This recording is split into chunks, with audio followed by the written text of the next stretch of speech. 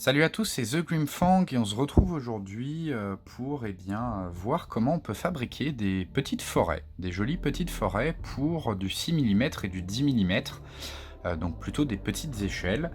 L'idée étant d'avoir un bon équilibre entre quelque chose d'esthétique et quelque chose également de pratique en jeu.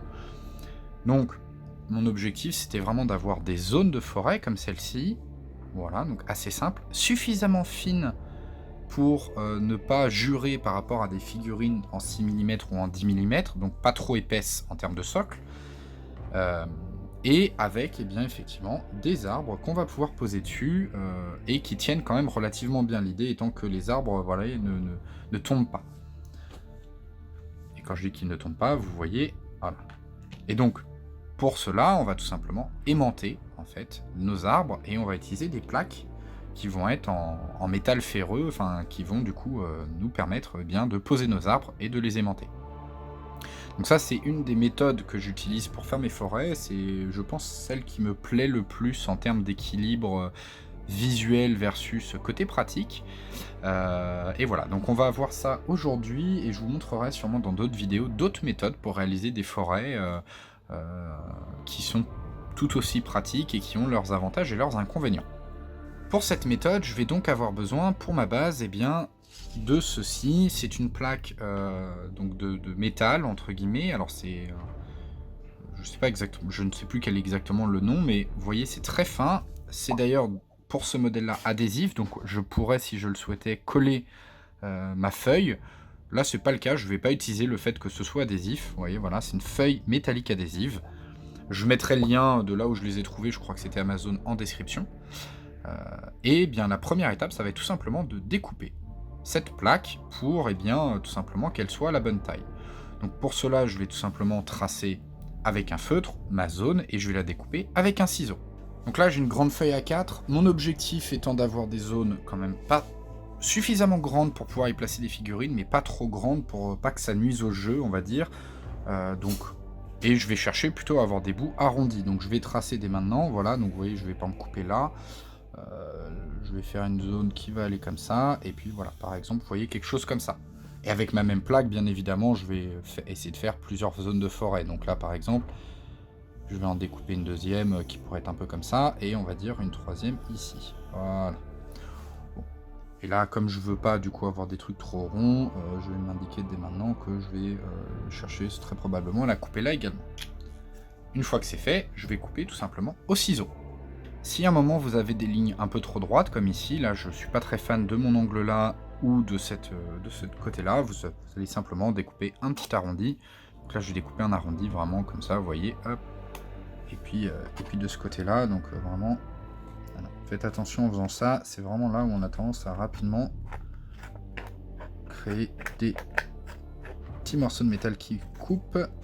Voilà, vous voyez, je suis simplement venu couper ceci, et c'est là où il faut vraiment faire attention à ce genre de choses, ça pique, voilà. Je vais finir de découper mes forêts, et on se retrouve tout de suite pour la première étape de sablage. Une fois que vous avez découpé vos zones, vous allez tout simplement mettre dessus un peu de colle à bois. Voilà, donc moi j'utilise une colle à bois classique, voilà. Petit placement de produit, hein. Vive le sponsor.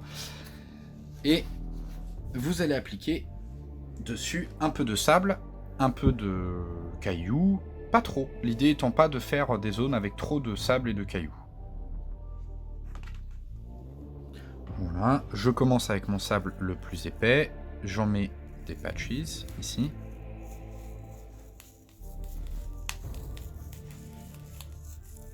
Donc je mets juste, vous voyez, j'en mets pas forcément partout, je cherche pas à recouvrir tout pour plusieurs raisons. C'est vraiment lié à la façon dont moi je vais socler mes forêts, c'est-à-dire que vous le voyez ici, sur cette forêt qui est déjà peinte, j'ai des espaces de sable, j'ai des espaces d'herbe. Et si vous faites trop de dénivelé, en fait vos arbres aimantés vont avoir du mal à coller. Donc ne mettez pas trop de choses. Allez-y un peu au feeling, voilà, moi j'ai déjà des petits cailloux, je vais pas en rajouter puisque mon sable est déjà assez grossier, donc je vais même pas forcément rajouter cela. Là je vais simplement rajouter ceci, c'est une poudre Mars que je vais repeindre de toute façon. par contre qui a l'avantage d'être vraiment très fine. Donc ça pareil, j'en rajoute un petit peu ici et là. Voilà, donc, désolé. Hop, voilà, et vous voyez, c'est vraiment là c'est une poudre très très fine. Ça, celle-là, je peux en mettre un petit peu plus parce qu'elle ne gênera pas le collage de mes aimants. Et une fois que tout ça c'est fait, et bien tout simplement, je vais laisser sécher. Je tapote, et voilà, et vous voyez, quelque chose comme ça. Et ça, je vais laisser sécher. Et petite astuce, quand vous faites sécher, faites attention, ce genre de plaque fine pourrait, avec la colle à bois, venir tordre la forme de votre plaque. Du coup, bah, moi je profite du fait que c'est fin, je mets un aimant dessus, et vous voyez, je la colle sur une boîte métallisée. L'avantage, c'est que l'aimant va tenir en place ma petite plaque, éviter qu'elle se déforme avec l'effet du séchage de la colle. Voilà, je mets simplement des aimants là où il n'y a pas de colle. Hop, et voilà. Et là, je sais que ça va pas bouger. En attendant que vos plaques sèchent, vous allez pouvoir commencer à préparer vos arbres. Donc, pour vos arbres, vous avez plusieurs sources. Moi, là, ce sont des arbres de la marque Hoche. Enfin, je sais pas si ça se prononce comme ça. C'est du modélisme ferroviaire. Vous voyez, les arbres arrivent avec directement une sorte de fausses racines en plastique, couleur marron. L'avantage, c'est que pas besoin de les repeindre. Pour du 6 et 10 mm, c'est parfait. Et c'est à l'échelle N. Donc, généralement, l'échelle HO est un peu grande. C'est plutôt ce genre d'arbre. Donc, c'est quand même assez grand.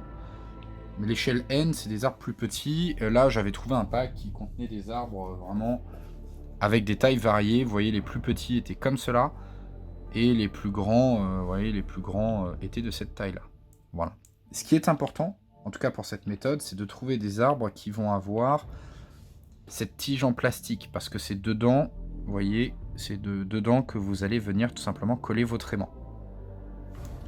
Et votre aimant, c'est ce qui va faire que bien votre enjeu, vous voyez, c'est quand même assez solide. C'est-à-dire que, alors, ça peut se décoller, hein, mais vous avez quand même une jolie mobilité. Vous amenez votre figurine dedans et hop, vous pouvez déplacer un peu vos arbres pour garder un truc esthétique assez sympa, mais un côté très pratique en jeu. Donc, eh bien, vous allez simplement venir percer le tronc ici et coller un petit aimant. Donc des aimants là qui font globalement, moi c'est du, je crois que c'est du 3 mm de diamètre et on a soit du 1 mm d'épaisseur, soit du, je crois, 2 ou 3 mm d'épaisseur. Ça dépend vraiment de la taille de l'arbre. J'y vais un peu au feeling, j'avoue. Ici, je pense que c'est un gros arbre. Je vais peut-être plutôt mettre un 3 mm d'épaisseur et 3 mm de diamètre. Mais en soi, un simple 1 mm, si c'est du néodyme, ça devrait suffire parce que c'est des aimants qui collent très très bien.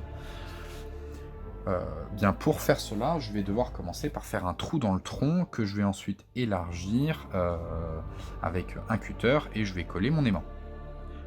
L'idéal, ce sera d'avoir une perceuse à main suffisamment large. C'est pas mon cas d'ailleurs, moi elle fait plutôt des trous de 2 mm.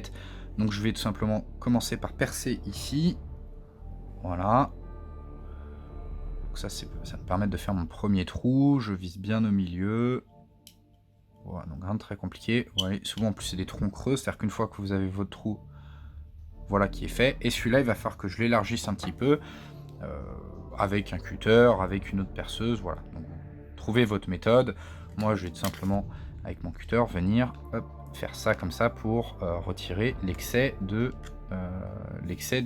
plastique et agrandir un peu le trou. Voilà, j'ai mis un petit peu de colle. Alors, vous voyez, mon aimant dépasse de un demi millimètre. C'est pas très grave, c'est même presque mieux parce que du coup, quand on va le placer sur la plaque, il sera moins gêné par le sable et au final, l'aimant sera quand même complètement... ce sera quand même complètement, vous voyez, ça va pas, sera pas gêné par le sable et ce sera complètement caché. Donc c'est presque mieux si ça dépasse comme ça d'un demi millimètre. Voilà. Et bien on va laisser ça sécher et on se retrouve tout de suite pour l'étape de peinture de la plaque. Une fois la colle à bois sèche, bien vous pouvez simplement passer une première sous-couche de noir, soit au pinceau avec de l'acrylique, soit, si vous voulez aller plus vite, à la bombe de peinture. Pas grave si ça ne couvre pas 100% de la plaque, mais l'idée c'est quand même d'en couvrir le plus possible. Et comme vous pouvez voir, on a ici ce genre d'espace un peu vide qu'on va recouvrir plus tard du coup, d'herbes statiques ou, on va dire de ce avec quoi selon votre thème de table, si vous faites neige, c'est là où vous mettriez de la neige, par exemple. Concernant la peinture, sur mon schéma, moi, c'est très simple, je commence avec une première couche de Dryad Bark, donc qui est, le marron foncé de chez Games, voilà, je le dilue bien et puis c'est parti, hein. J'y vais comme ça, assez largement et puis l'idée, ça va être de tout recouvrir. Voilà, donc à ce niveau-là, rien de très compliqué et bien, je fais je recouvre tout de Dryad Bark. Donc voilà, j'ai recouvert de Dryad Bark mes plaques, pas très grave si éventuellement il y a encore un peu de noir qui ressort. Au contraire même, ça va donner des petites variations intéressantes.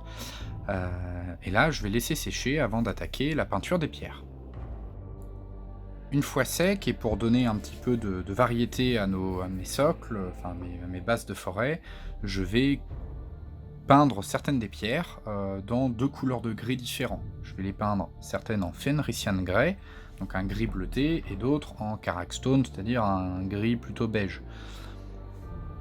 Et je vais faire ça, en alternant, celle-là sera gris bleuté, celle-là sera beige, et je vais faire ça sur les plus grosses pierres. Je ne vais pas m'amuser à peindre les pierres minuscules, mais voilà, vous voyez celle-ci, je vais en peindre comme ça plusieurs afin que, elles ressortent bien et que ça donne un peu de variété à ma base.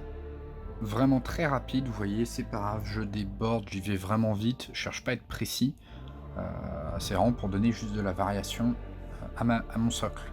Derrière maintenant, je vais faire un peu la même chose avec le Karakstone, pareil, l'idée c'est d'y aller vite. Hop. Une fois que tout est sec, eh bien on va appliquer un lavis, histoire de donner un peu de profondeur à nos bases. Je vais simplement utiliser un peu de lavis noir là, du Null Oil ou quelque chose d'équivalent et un lavis, marron foncé, donc là un Agrax Earthshade. Bon, pour du décor, en vrai, je préférerais utiliser une autre peinture, mais là, je veux vraiment avoir une teinte qui soit exactement la même que celle sur les socles de mes figurines, donc c'est pour ça que j'utilise de la citadelle même pour du décor. Généralement, je passe plutôt sur quelque chose, de moins cher, et voilà, donc c'est simplement, vous appliquez vos lavis, assez généreusement sur toute la surface, et puis voilà, donc vous voyez un peu de ici par exemple, hop, un peu de Null Oil, voilà, on y va assez généreusement et puis vous mettrez aussi sur le côté, à côté avec. Vous n'hésitez pas d'ailleurs, vous pouvez le diluer avec un peu d'eau, histoire d'économiser quand même un petit peu de lavis. C'est pas grave, ça va vous donner des variations de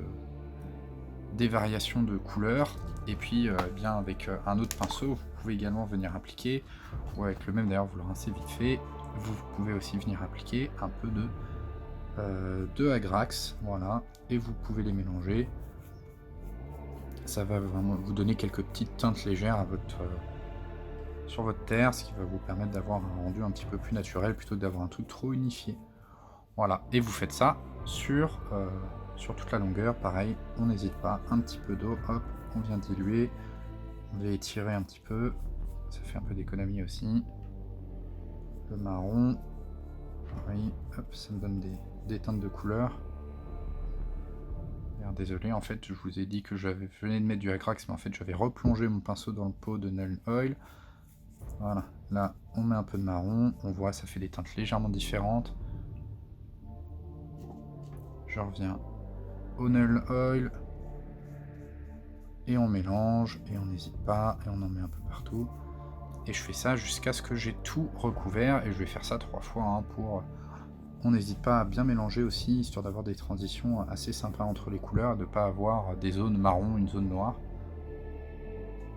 Par exemple là je vois que c'est un peu marron, hop, et bien je mets un peu de Null Oil et je viens les tirer par là et voilà, et donc je fais ça un peu partout. Je m'assure aussi que mes pierres soient bien recouvertes